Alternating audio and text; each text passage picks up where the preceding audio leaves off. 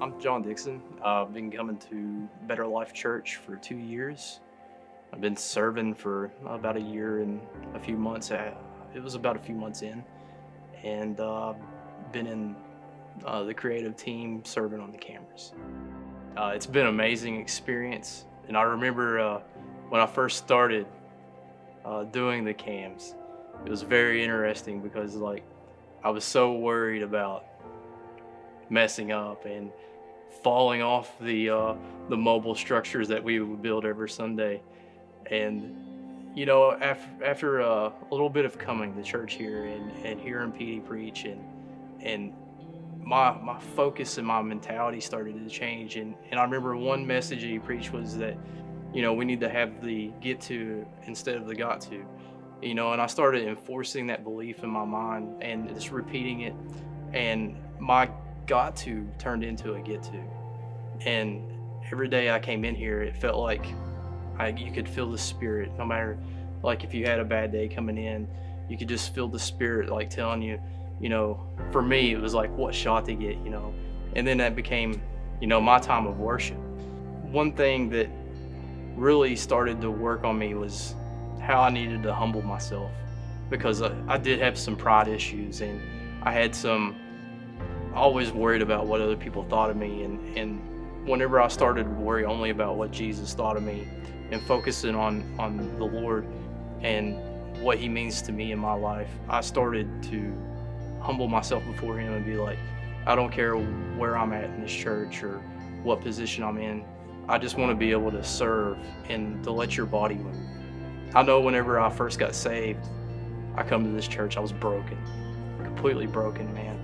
I was in the process of possibly losing my family and just going through some awful things.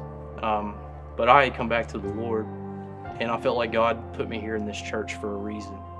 For somebody that's struggling with where they're at, I would pray and just ask God to show them where to bring that passion back in their life, and to show them that, hey, this is the body of Christ, and this is where people come to help the faith of those that is low.